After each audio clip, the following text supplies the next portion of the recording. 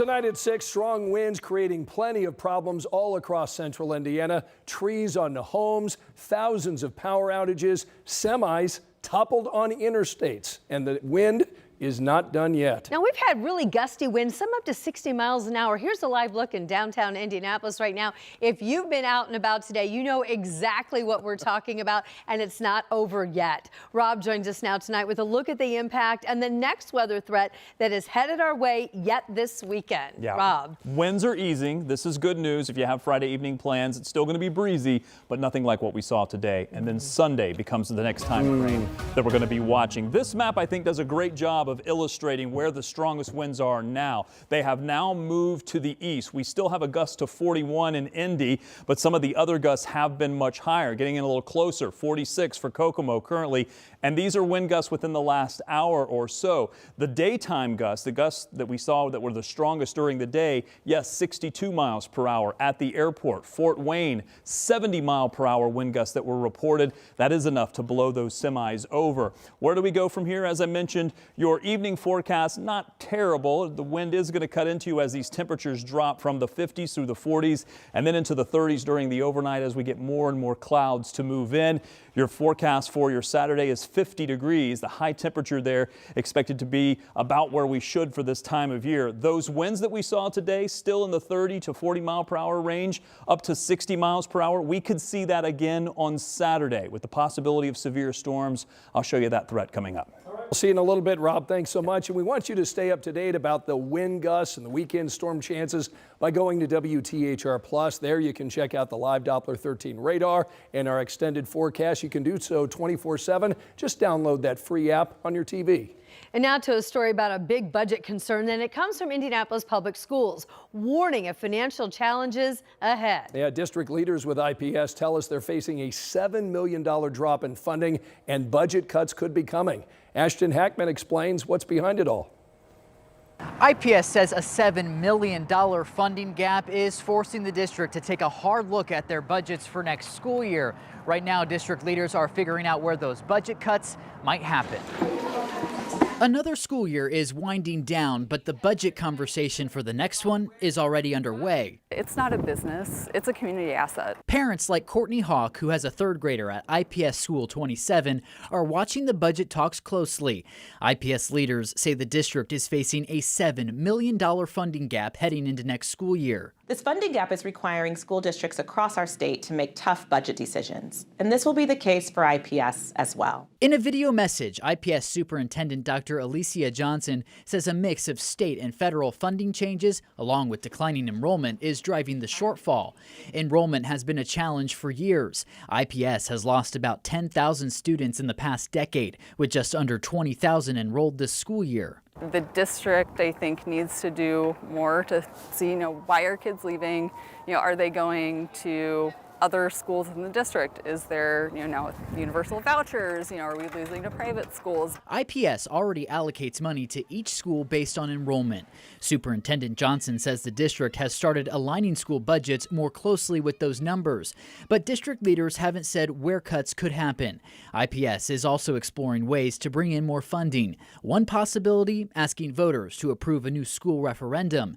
The district says those conversations are still in early stages. In a statement, IPS says we have tough choices to make as a district and with the community. Every option is on the table.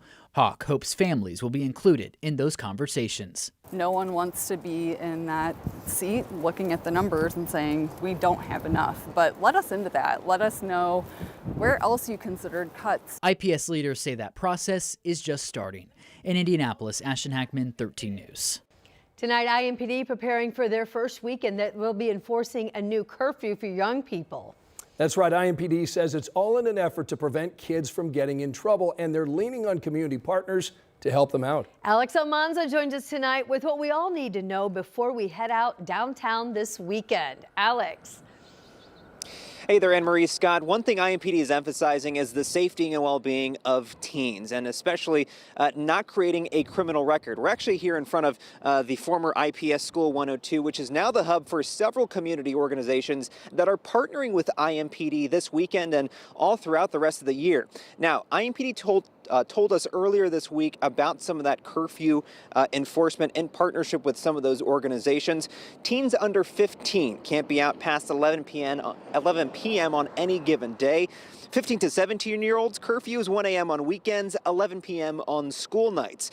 This is part of Indiana's curfew law. If kids are found in violation of the curfew, IMPD says that they take them to a safe location called the Connection Center, where resources are provided like food and support. Now, I talked to the founder of Inner Beauty, who's one of the several organizations inside of this building, and their goal is providing support to young women, and she says programs like these keep several kids off the street.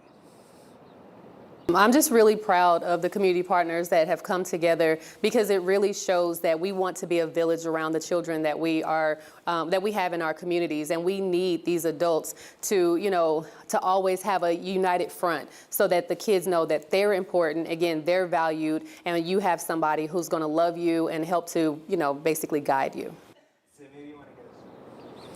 And again, IMPD says that this is a collaborative effort to just keep kids out of trouble.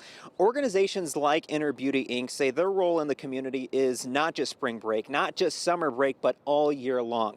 Coming up at 11, I actually talked with several kids that are part of this organization that say that, programs like this really do help them. It keeps them off the streets. It keeps their peers off the streets. And when it comes down to everything, and especially for parents, it just gives another avenue to give kids that support and the help that they need. Anne-Marie, Scott.